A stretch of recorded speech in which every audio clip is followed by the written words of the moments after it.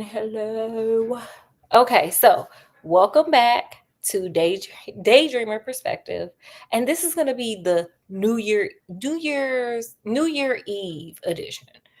You got to catch yourself with that New Year's New Year. It's New Year because it's 1 year, right? So welcome to that edition. Now I know some countries already are in the new year. Y'all are already to 2025, notably like the Pacific, like the East, like Asia. So happy new year to you guys. Celebrate, have fun, do it safely, all that good stuff.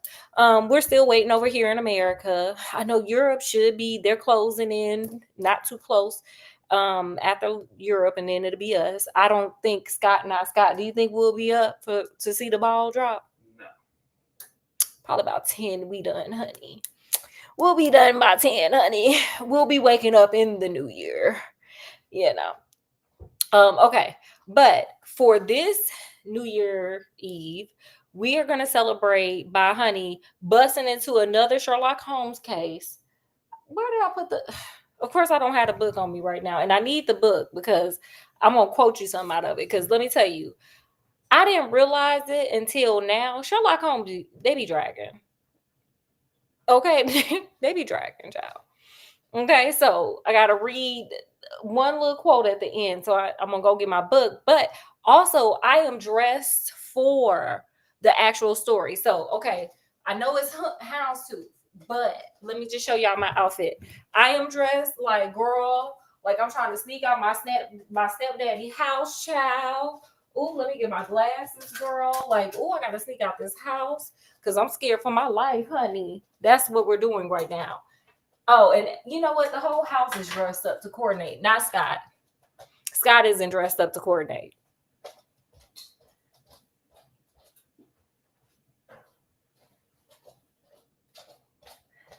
Look at the cute little kitty. Look at him. He's spunky and hunky. We coordinated, girl. We got our red on. Look at him. He's so cute. He's ready to bring the new year in. Now let me tell you something. What say you, Scott? This one will probably be up for the new year. There's a chance, good chance. No, there ain't no good chance. He comes every night at like 1 o'clock in the morning to get rubbed on, because he wants to be petted at that point. Not during the day, just at night. So anyway, so everybody in the house is coordinated and ready to bring in this new year, but also everybody is in this house ready to take this story in and get on this case, honey, with Sherlock and them. So today we're going to, and also let me wash my hands, but also I'm going to make some cookies because Scott and I have a New Year resolution. I think it's two different ones. His is that I can only bring snacks in the house once a week. I love snacks, baked goods notably, like really good homemade baked goods, honey. I am here for it. So, he only wants that once a week. Mine is to, well, I'm not even going to say it. I'm going to tell it to Scott. Well, it's to limit my junk viewership. So like YouTube, like I ingest a lot of junk. So it's to lower my consumption of it. I want to do it until the Lunar New Year. So that's what I'm doing. Y'all write down in the comment section what you're doing if you're here.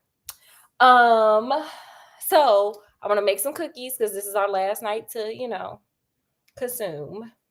And also I'm gonna make overnight oats because who knows what's gonna be open tomorrow? Like, I don't know. And I don't want to take any chances, so we'll just have breakfast in the house. So let me wash my hands, wash the apple, grab our little dishes, and yeah, we're gonna get started. And also I'm gonna tell the tale of Sherlock Holmes, the Speckled Band. That's why I have houndstooth on. This is like the only outfit I have that's kind of speckled. What say you, Scott? Would you say this is speckled if you didn't know it was houndstooth? Looks speckled to me. And I have a cape on because I'm from the 1800s too. I'm escaping. And my hat.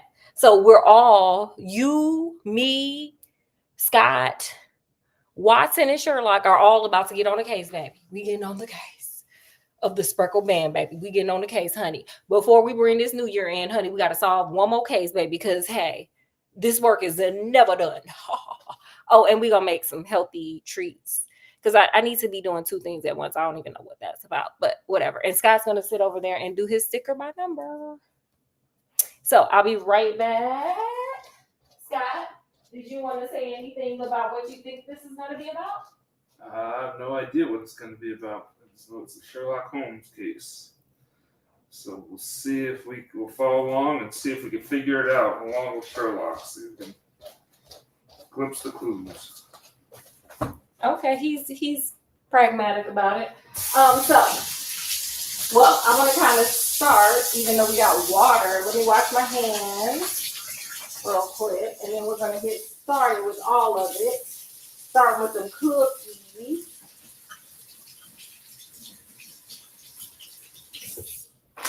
Okay.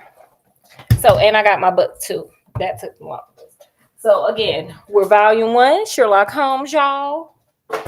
And baby, we're about to be on this case. So let me tell you how it starts. Scott, are you ready for how it starts? I'm ready. Okay, now. So it starts now. We are not in sequential order here. Especially this book is not in sequential order, I don't believe.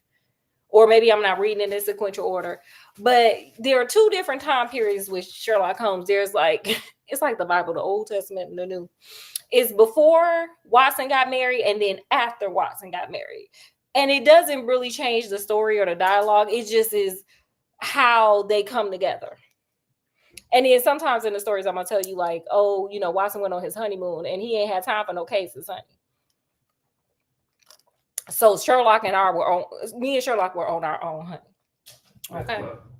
Watson's the narrator of all these cases. Those were times, that's what I'm saying. It will begin with Sherlock Holmes being like, oh my God, Watson, I ain't seen you in forever. Married life is doing you so good. That's how it started. Because Watson was busy. Getting busy with his new wife, period. So Scott likes to ask questions, child. He a questioner. Oh, wait, I'm cutting up the apple. So I got some M&M cookies. That's what we eating. It's not fresh baked. I mean, it's not from scratch, but baby, it's from scratch enough of what I'm about to be doing. So anyway, I say that, I tell you that, this is before, the last story was after Watson got married. And this one is now Watson is not married. Wait, the last story was after he got married. Now this one is before he got married. So the story starts with Watson having Holmes be on the door, on his bedroom door. And he like, oh my God, it's like 7:15. That's early for Watson. Like, baby, you ain't met the modern medical because you need to be there at like 5 something. Like, honey, they had you up in there because Watson's a doctor by trade. How many should I make? All of them? Yeah. Scott want them all down, girl. So these have peanut butter in them. Ugh. Okay, go ahead. So wait, what? Oh, well. I knew I was smelling peanut butter. That's fine. You just gonna eat these, and I'm gonna go find some other ones. You said he was knocking on his bedroom door? Yeah, he was knocking. Sherlock Holmes was knocking on Watson's bedroom door. Do they live together? They live together. This is why there's a before a Sherlock Holmes, before Watson got married and after Watson got married. Okay, so before Watson got married, him and Sherlock Holmes were roommates, which I don't disagree with. It makes sense. Like, why spend all the money on separate rent? Men used to do that back in the day, and women too. It's a lost art. Okay. Scott is not feeling it. So anyway, wait, let me wash this off.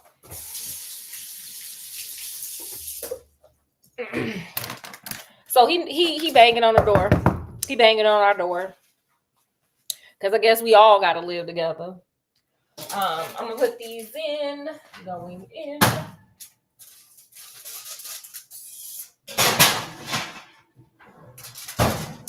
So now I'm about to start cutting his apple up. So he banging on the door. So Watson like, dude, it's 7:15. Like, why are you waking me up? And Sherlock Holmes like, look, I know you don't like to be waking up, but there's a emergency case going on downstairs, and you know you the homie, and you got to come on down here and help me. And so Watson like, okay, cool. If it's that, that's cool. So, you know, he gets out of bed, he goes downstairs, and there's a woman standing there, honey. There's a woman with a veil on. I don't have a veil, so we just gonna put these glasses on. She's just standing there like, oh my God. You know, and she starts shivering. And Sherlock Holmes is like, oh girl, let me turn on the heat. And she's like, it's not the heat that's the problem. I'm shaking to the core, baby. The things I have been enduring and dealing with, it's shaking me right on to my core, baby. It's doing too much. And so they like at this point, Sherlock, me, you, Scott, everybody, Watson, we're all intrigued. Like, girl, do tell. Again, it's giving the things that I have seen would make Isaac Newton crawl up into his mama's, you know. So, you know, she pulled back that veil. She pulled that veil back. And honey, he said he saw all kinds of gray hair. She looked young, but that hair was gray, honey. Okay, she must have saw what Isaac Newton saw that made him want to run back up in his mama, you know, where he started from.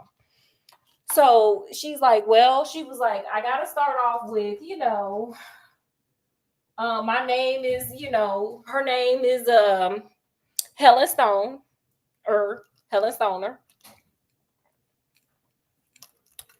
And she's like, look, my homegirl told me that you be out here solving cases, and I got a case. I don't know what to do. I'm scared out my wits, honey. I ain't got nobody. And please just help me. And, you know, Sherlock Holmes being who he is, he was like, yeah, he was like, girl, look, I don't even take no payments. I enjoy helping people, especially if the case is fun. I'm here for the foolishness because I need some mental stimulation because I'm just that smart. And I guess I'll only be doing one overnight. It's a case by case basis. So she's hot. No, what? Scott, no, that's not the case. He genuinely, like, Sherlock Holmes, and you got to look it up. Look it up, Scott, since you want to make all kinds of weird comments. Yeah, okay. Look it up. I believe they say that he's asexual. Mm-hmm. Why? You already knew I was going to say that, Scott. No. Like, he's not here for that foolishness. Like, he's here. He's like a complete brainiac. So that's just what he's doing. Scott. So it's a case by case basis because some people come to him and they are poor. Some people come to him and it turns into like kind of like the redheaded league. It turns into like a major case, like you catching for real criminals. So it's a case by case basis. Why does they can't have a case by case basis? But she didn't say she was poor. We don't even know who she is. We don't even know what she looked like. We don't even know her circumstances. And Scott's already over there on some Howard Stern talking about she hot. She's a woman, and he said it's free. So. No, he said I charge on a case by case basis. So meaning, tell me your story and then we'll figure it out. Okay. Well, you charge a little more, you're gonna have to live with Watson.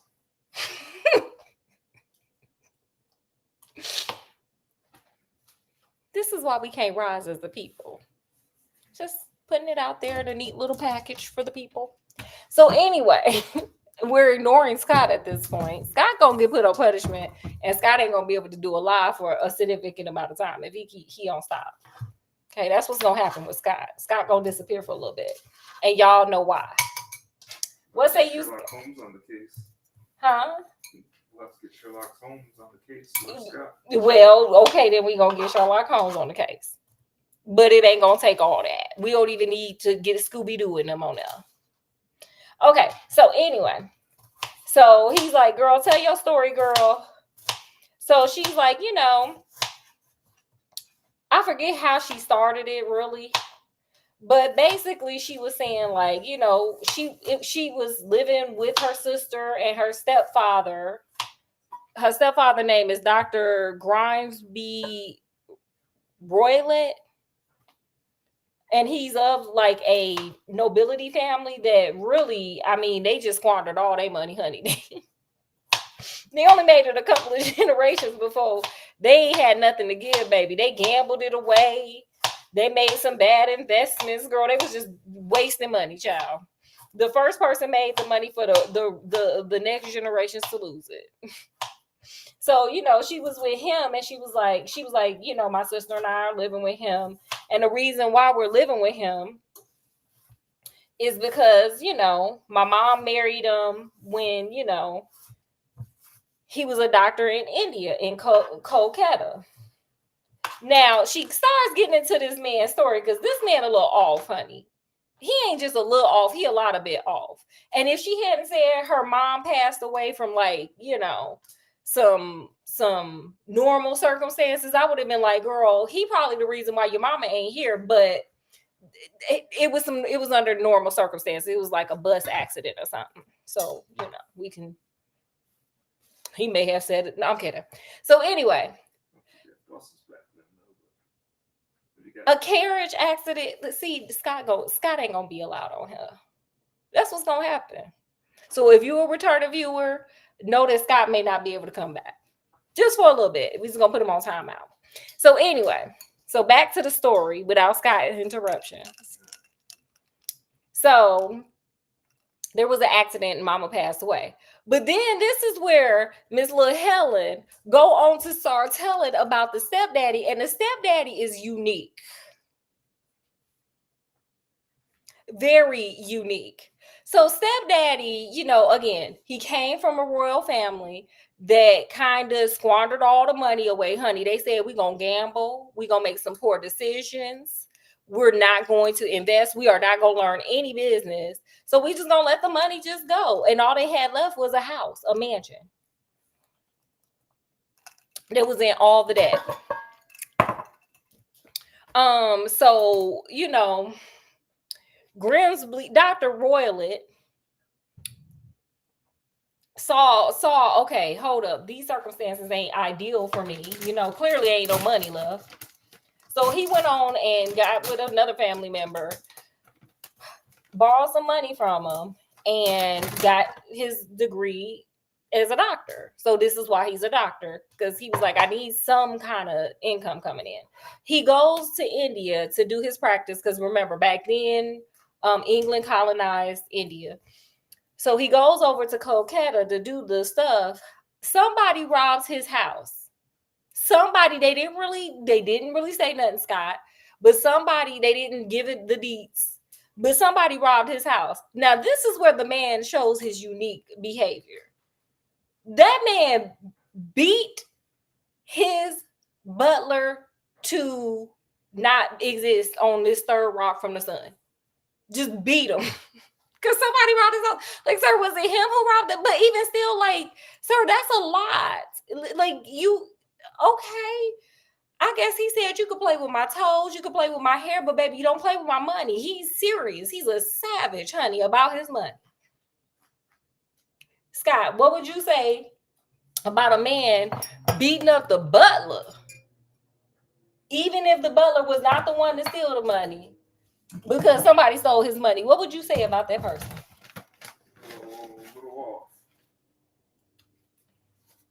Okay. So the homie, beat him up. So from our girl, sorry, I gotta check on them cookies. From our girl, she's like, he barely escaped capital punishment, meaning they was gonna do the same to him that he did to that butler. He barely did it. He probably used his, royal name or whatever, got off, and he had to book it back to England. But somewhere in between there, he didn't met the mama, and the mama didn't marry him. Now the mama came from money too. So she was getting like a nice little, or no. The mama was married to their daddy. So she married the stepdaddy when they were 2 years old. She was getting a little stipend from the daddy because he was in the military. He was like a major or something in the military, and he passed away, I guess, doing his military duties. So she was getting a little stipend from that. So, after they move to England, she gets in a little accident, and then he gets an inheritance of £1,000, like it's like £1,000 a month or something, which is like a lot. So they moved back into that little raggedy castle that the family had held on to, but like half of it was condemned, so they could only stay in like one section of it. So just take that in. Do you have any questions, Scott? Do you have any questions, viewers? Did I give that what she just said clearly? Because I think last time I kind of went off the deep end. I wasn't clear like water. I was clear like mud. I got it. You got it? Okay, cool. So the sisters, and her sister's name is Julia, and she's her twin sister. They're twins.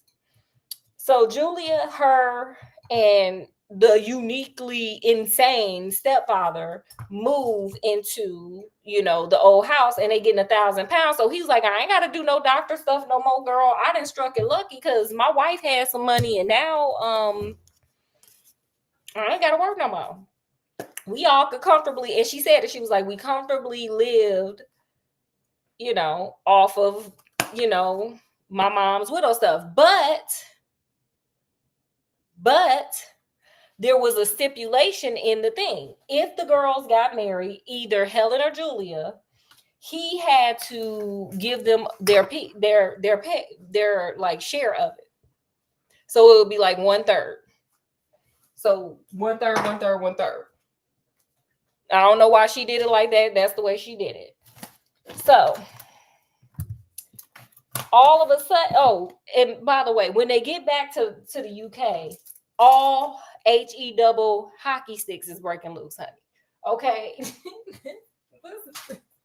This man is not here to be your friend. He ain't here to be nobody's friend. Honey, he get over there. They're happy. They're like, oh my God, the aristocrats are back. And he's over there like, you come over here and I'm gonna bust you upside your head. I ain't playing. So he done scared off all the little village people. They do not mess with him because he crazy and deranged. And so the sisters are pretty much isolated because they live with him. So, they're a little isolated, but they have each other, so life is still kind of okay for them. Now, the old girl, well, all of a sudden, now they do have a little auntie that they go visit periodically that still kind of talk to them, even though they with the crazy deranged man. Now, I guess Julia then took her little cell phone up there, and she didn't got some man like what he saw and proposed to her. He was like some military guy too. And boop, my girl about to get married, and she about to take 1/3 of that money. Okay, so my girl trying to take 1/3 of my man's money. And remember, my man don't play about that money. He didn't beat somebody till they didn't exist no more, honey. Okay, so Scott, what you think is gonna happen with Miss Julia? It's not sounding too good. With my homie over there, you don't think it sounds good with the homie? No. Well, in some trouble. Hey, somebody got to do something, because Sherlock Holmes then got called in, so something got to go down. So, the doctor, the good doctor, he doesn't have any objections. He cool with it. He like, oh, okay, girl, congratulations. That's cute. I love that for you. Why you grown? When I said I love that for you. Just listening. Mm-hmm. So he says, oh, girl, I love that for you. Ooh, celebrate good times. Come on. So, honey, let me tell you. So all of a sudden, Julia, like the night before she went kaput, because Julia grown, honey. Julia does not exist anymore either. Julia is not in this room with us. So the night before, teaser, spoiler. So the night that Miss Julia, hit the bricks and pieced out onto the other side, she comes in a room with her sister, with Helen, and she's like, girl, I can't sleep because that man, is over there smoking cigars. And speaking of, so why she can smell the cigars is, again, they can only stay in one portion of that house because it's toe up from the flow up. And so there's only 3 rooms, and then like you can lock each door. They have like a common area. And it's like the stepdaddy's room, Julia's room, then Helen's room. Now, he didn't have some renovations done up in the room, but the renovations kind of sketch. Be a little sketchy. But that's neither here nor there. Another peculiar thing about my man, Mr. Unique Dr. Unique, is that he collects exotic animals. Now, I am one who would love to collect some exotic animals. Okay, there's this thing called a Savannah cat. Look it up. It is part wild cat, part domestic cat. Totally want one. Them things like $10,000. Scott's holding me back from my destiny, people. He's holding me back for my $10,000 cat that could have the shirt like the other cat has on that says Hunky Spunky. My half wild cat, half domestic cat could have that on too. He totally would. Something like that is a hunk. What say you, Scott? Yeah, sure, if you say so. What say you, viewer? Tell Scott he needs to buy me that cat. That cat needs to be mine. So anyway, I'm kidding. So anyway, so my man, much like myself, enjoys an exotic animal, but his exotic animals are like a real exotic, like should be a legal exotic, okay? So my man has a baboon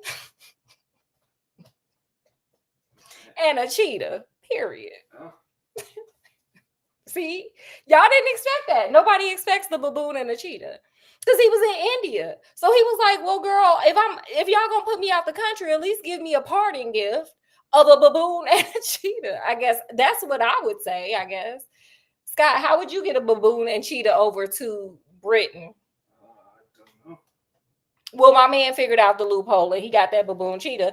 And how we know that he got the baboon and cheetah is because they running amok on the front of the line of the little dilapidated castle. So, sir, you didn't want to spend no money fixing up the little dilapidated castle. You ain't want to spend the money on that. You wanted to spend the money on transporting a baboon and a cheetah, something we don't need, that could potentially eat us or rip our face off, whatever. Anyway, so my man then bought over some exotic pets, and they're just roaming around all over the front of the line. Also, he likes gypsies. He is here for the gypsies. Now, gypsies are I know they have like the gypsy shows now, but these are gypsies of the 1800s, honey. They was rolling in their wagons. They was nomads. They was doing their thing. They was doing their thing, and they were kind of ostracized too. Like nobody liked them. So but my man liked them because he an outcast too, honey. He beating the brakes off of anybody that even dares to say hi. He's beating the brakes. Okay, look at, we got cookies.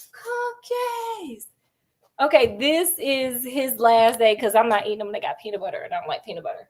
This is Scott's last before New Year, treat before he has to, do his New Year's resolution.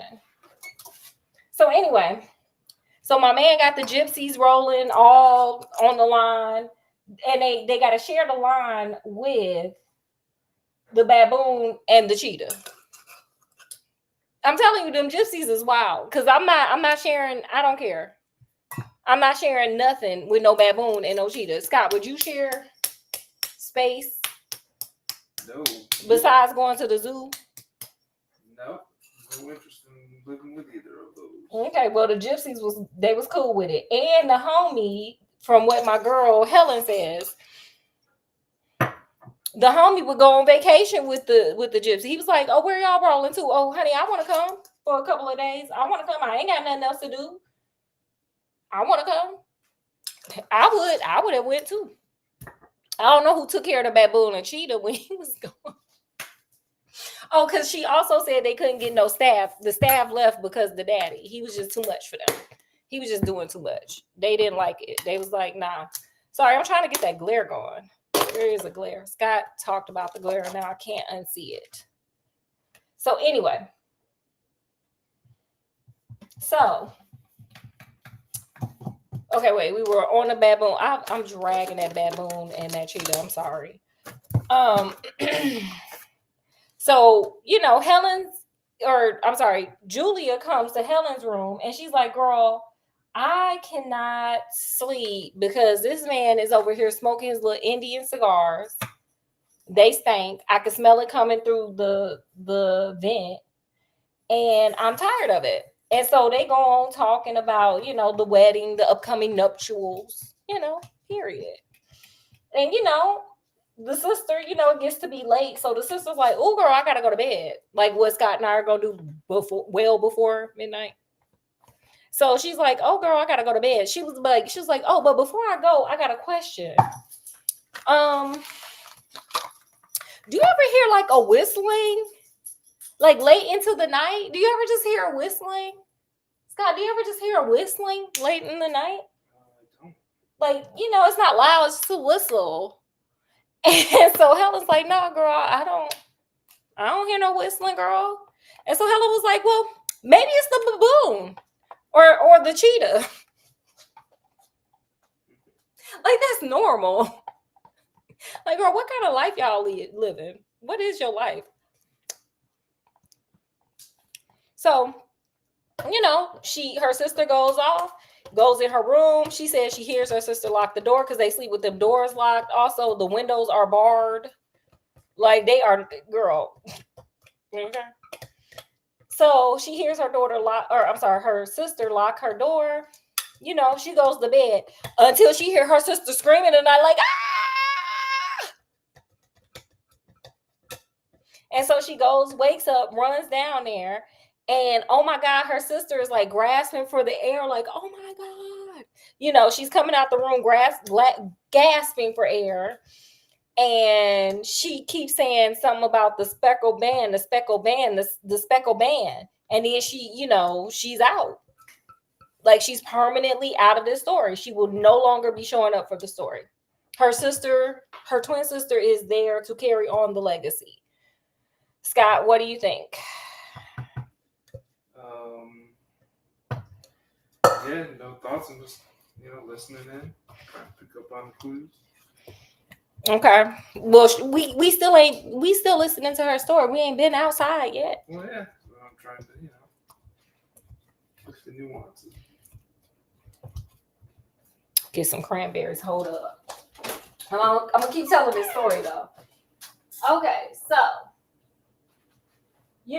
she lost her sister. Now my girl-in-law, a mama and a sister, like real quick in quick succession. I think the mama had only been gone for like 2 years, so my girl she's losing a lot of family members quick. So she was like, I've never been so lonely in my life, and she was like, I've never been so lonely. And my stepfather is a brute. She was like, I basically have found companionship with him, but I hate it because when we go out, he be trying to beat everybody up. Shouldn't make a bully your friend, ma'am. And that's for anybody out there. Don't make no bully your friend, because child, they just gonna make your life complicated. It's not worth it. It's not. Just like be your own friend, child, like Beyonce said. And me, myself, and I, just be your own friend. Just from now on, you could be your own best friend, child. So she said, like, right before the man had, oh, that's good. The man here, did you want to try? Held it. It's good. Held it. It's really good. I did perfect on this one. And again, I don't do recipes. I just kind of guess. I just go with it.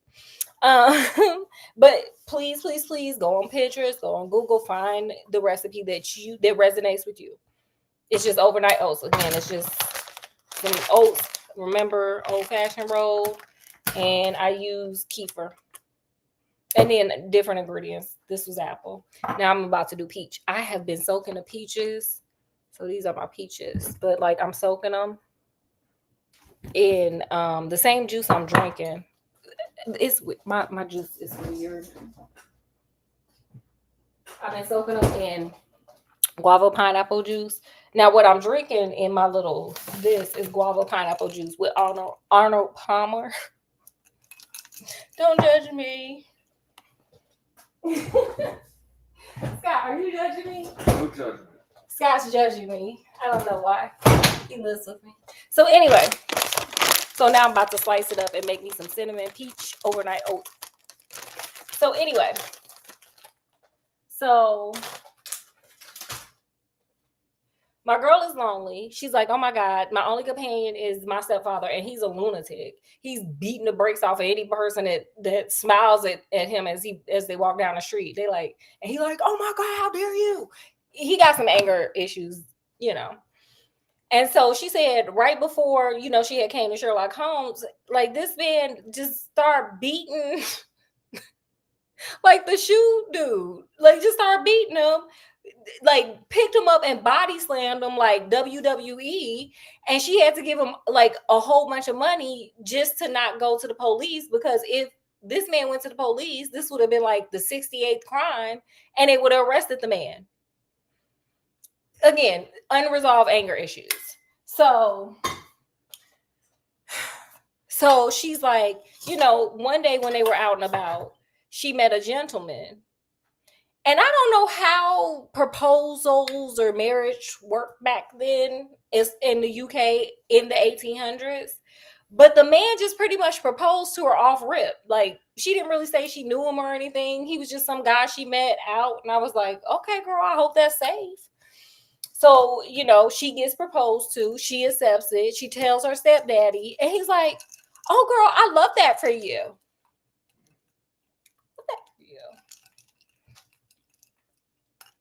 I do. Scott, what do you think is going to happen here?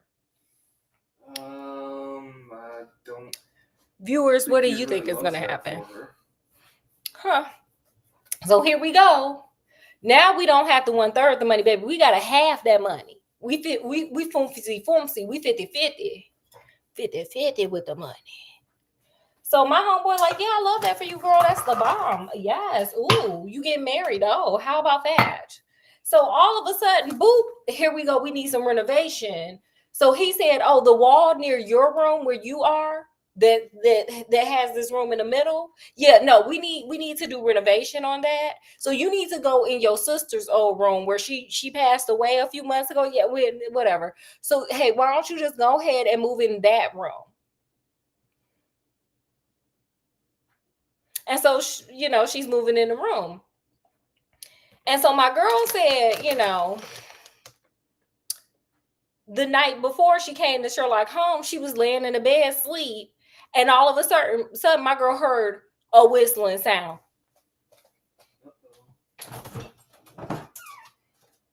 Scott, what do you think it is? Viewers, what do you think it is? Because, girl, I cannot. I don't want to. I'm not going to. No. Well, it don't even matter what the whistling sound was, because my girl said she stayed up the whole night. She was scared as all get out. And she said, girl, as soon as I could, I put on my glasses, baby. I put on my hat and my cape. And I got on out. I came right on over here because I don't even know. I don't know what that is. I heard you help people. And Holmes is over there like hair blown back. He's like, girl, what? Wait, what? They didn't laugh at this story like they did the last story. That man was just not, he wasn't here for thinking. So they're like, okay. So number one, Sherlock Holmes pulls back her little sleeve and shows that she got 5 fingerprints in her arm. So I guess he's abusing her, which is why I said maybe the mama, you know, ended because of him, but I don't think that was it, because she died in an accident, like a car, a trolley, some kind of accident. Scott. got run over by a buggy. You found it? No. A buggy accident. So, so she done ran on over. He didn't looked and saw that she's not being taken care of by the best, and blah blah blah. So he's like, okay, girl, we got to help you because you are really in some danger over here, girl. It's really dangerous. So he has a couple of questions for her. And he's like, if I come over to where y'all are, can you get me in there? And she's like, absolutely. He was like, I'm going to just tell you this, because he was like, you are in some kind of weird danger. And he was like, I don't know exactly what kind of danger, but girl, you are not safe. And so he's like, what you're going to do is you're going to pack an overnight bag and you're going to sleep in your old room. It ain't that serious. Whatever he got going on ain't that serious to where you can't be in there for one night. He was like, Watson, me, you, Scott, all of us are going to get a hotel and we're going to stay over there and we're going to look for you to put a little lantern, and I'm going to light my lantern up. Let me light it up. And you're going to light a lantern in the window, and that's going to be the signal for us to come on, leave the door open, and baby, we going to figure this out. But before that, we going to come on up there, and I need to just see some things. But I know you in danger, girl. Molly, I know you in danger. We got our crystal ball New Year Eve lantern today. Okay? Because Sherlock didn't know it was New Year Eve, but we know. So he's like, okay, girl. She's like, hey, whatever you need me to do, Sherlock, I trust you, honey. I got full faith in you. But whatever you need me to do. So he's like, okay, cool. We're going to be up there in about, just give us a little time. We got to get breakfast. We got to get our breakfast on. And then we're going to be right on up there at this time frame. And so she was like, okay, cool. And she was like, I'm going to let you go tour the house by yourself. My stepdaddy should be gone for the day. So my girl go off. He sees her off in her little, buggy, horse and carriage buggy. And then all of a sudden, like maybe, 20 minutes later, some man bust up in there. Some crazy man bust up in there. Scott, who do you think it was? Viewer, who do you think it was? I have to say it's stepdaddy. It's the stepdaddy. Child, he didn't follow her because he knew she was running her mouth. He knew something was wrong. So he didn't follow the girl on the Sherlock, and he came and he was like, you a meddler. I heard about you. Blah, blah, blah. Don't make me put my foot up in your butt. Blah, blah, blah. Just talking major stuff. Just threatening, bullying, talking mad crap. Just being a dusty. Just being dusty, child. Just being dusty. So then at the end of all this ranting and raving, he takes a wire poker. They used to use pokers for the fireplace. He takes a wire poker and he just like, hey, get one of mine. And he just like bends it. Like, yeah, you keep meddling, I'm going to do this to you, and bends it in a circle. And then walks out like, yeah, I ate. So, Sherlock is sitting there looking like, girl, ain't nobody got time for what you doing. You trying to unalive this little girl for her money. So he's like, Watson, he ain't the only one who got strength of crazy proportions. And Sherlock Holmes takes it and bends it right on back. And it's like, okay, so let's get our breakfast on so we can get on out here and see what's going on, honey, so we can help this little girl because she in danger, Molly, girl, she in danger.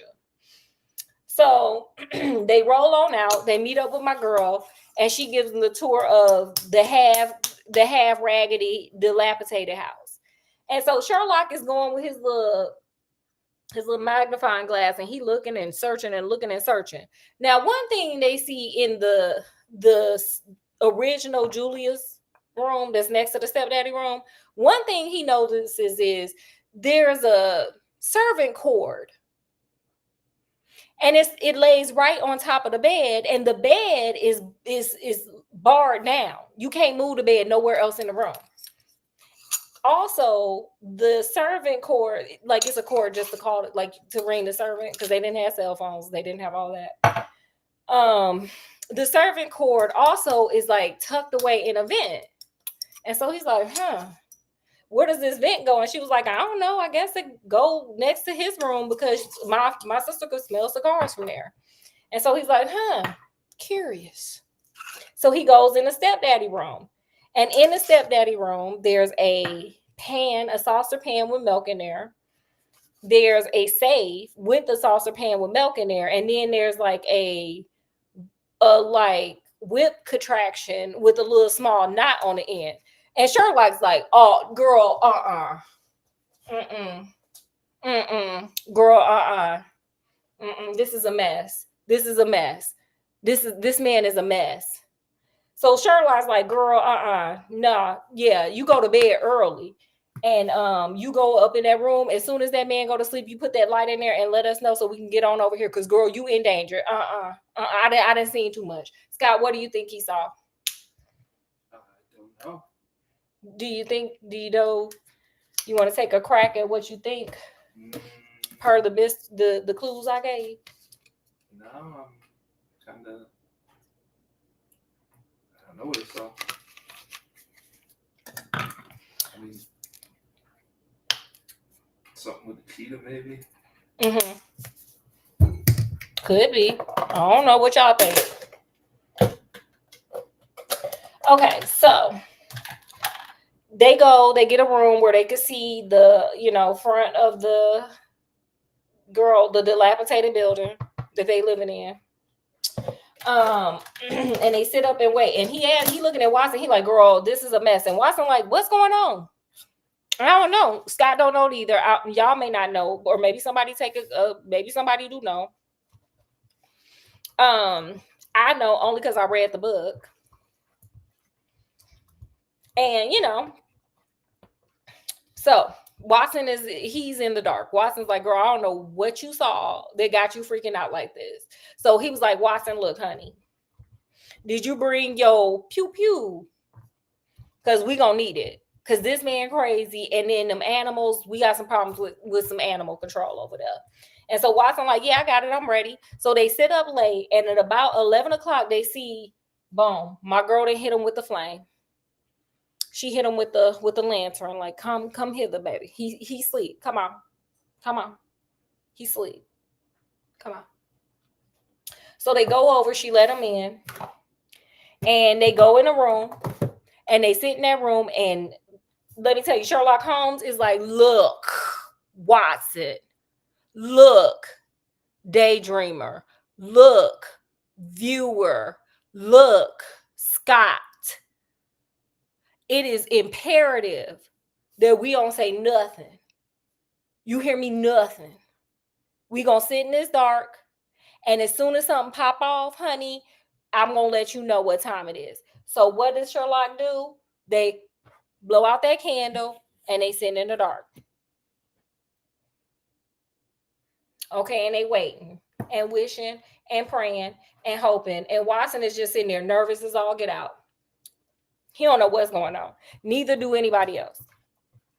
So all of a sudden, they see a little light come on in the other room, in the daddy room, through the vent, through that little vent where the whatchamacallit is. Here go the light. In his room, they see a little light come on, a little lantern at like 3 o'clock in the morning. And they're like, okay, so Watson's like, girl, what's going on? And Sherlock like, shh, be quiet. So all of a sudden, what we hear, a whistle. And all of a sudden, here comes Sherlock Holmes like, oh my God, yeah, at the little string that's dangling down, like, yeah, get out of here. I forgot to say that while they were sitting in the dark, girl, Watson was like, all you heard was cuckoo, and baboons was running through, and leopards were running through, girl. But you can't fix the building though. but you can buy baboons and cheetahs and beat up everybody in town. So anyway, so all of a sudden you heard from the stepfather's room a screaming. So they go on over to see what's going on, and Watson got his pew pew. He like, baby, we're not playing these games. I don't know you like that, sir. You came over and bent a poker last time. I don't know you. I heard you didn't beat people down. So he in there like, oh my God, he's over there like Miami Vice. And so they find the stepfather. He gone, honey. He left the third planet from the sun, baby. His body is here, but his spirit is gone. And around his head, they see a speckled snake.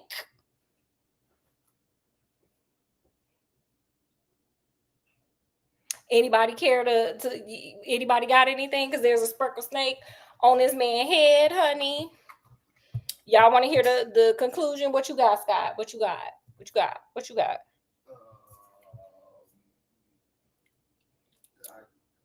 He had some pet cobra or something. I don't know. Okay, so the snake. Okay, so Sherlock Holmes, at the end, Watson, like he's like, okay, Helen girl, go call the police, go ring up Scotland Yard or do something, cause it's over, baby. You safe, you good, you Gucci. And so so Watson is standing there like, girl, what happened? What did I just see? What just happened? And so he's like, Watson, let me tell you what happened. He was like, I kind of figured something was going on when there was the whistle, the Speckled Band. Like it gets into all this detail that I don't really recall like that. Basically, he was saying he knew looking at that safe that something was in that safe. He knew from that little dish of milk that was not for the cheetah. He knew that man had not just brought them two animals that everybody could plainly see out there. He knew that man had brought a third animal, something that could climb down that rope. He didn't know exactly what it was, but he had deduced enough to know that it was dangerous, and that man was going to use that animal to end that girl's life because of what, Scott? Why was he going to end that girl's life? He wanted 100% of that funding, and he was willing to take anybody out for it. Hell, if you smiled at him on the street, he was willing to beat you down. Okay. He was here to beat you down, honey. So the snake that he had was a swamp adder, the most poisonous snake in India, because that man liked him some exotic animals. And boy, it don't get no more exotic than the snake that he had, just biting people. So what Sherlock Holmes deduced is he scared the snake back to his master, and the snake bit him, and it was over, just like it did the sister. And he said, basically, he figured that he had did the trick several times. But the snake won't strike the first time, but a couple of times, maybe she rolled over, maybe, the sister like swatted or something, and it went on and her. Okay. Now, let me get to this part because it was a drag. Where's my little book at? Where did I put my book? Because, honey, they went on and just dragged at the end. I was like, okay, Sherlock, you just gonna drag. Oh, it's right here. Let me read this end part.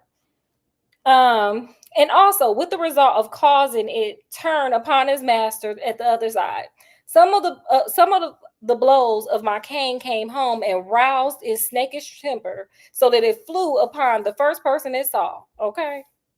In this way, I am no doubt indirectly responsible for the death of Dr. Grimesbury Rowland's death and cannot say that it is likely to weigh heavily upon my conscience. Sherlock Holmes, like, I caused that man's murder, but oh well. That would be vindication for that butler he took out. Let's talk about his stepdaughter that he took out for some money, and probably this other stepdaughter that I just saved. Like, I'm taking no credit for taking this man off this planet. He needed to go. He wasn't supposed to be here. Okay, so with that, my friends, we end the Speckled Band. They never, like, literally, that was like the last thing that was said right there. Okay, he said, I'm not taking no credit for that. Thank you. Thank you very much. Thank you. No, thank you. I'm not taking credit. So with that, that is the conclusion of the Speckled Band. Okay, go read that book though. I kind of gave an off-brand like reenactment with this outfit, girl. I'm over here like trying to run from my stepdaddy. But definitely go read the book. It's really good, and there are so many more details that I didn't bring in. But with that, I'm gonna bid you guys adieu. Thanks for coming over. I'm gonna bid everybody a happy new year, happy 2025. Scott, did you have any final? Like and subscribe. Like, share, and subscribe, of course, always. And you guys, hey, have fun, be safe, but definitely have some fun out there. And yeah, we'll see you guys into the new year. Bye.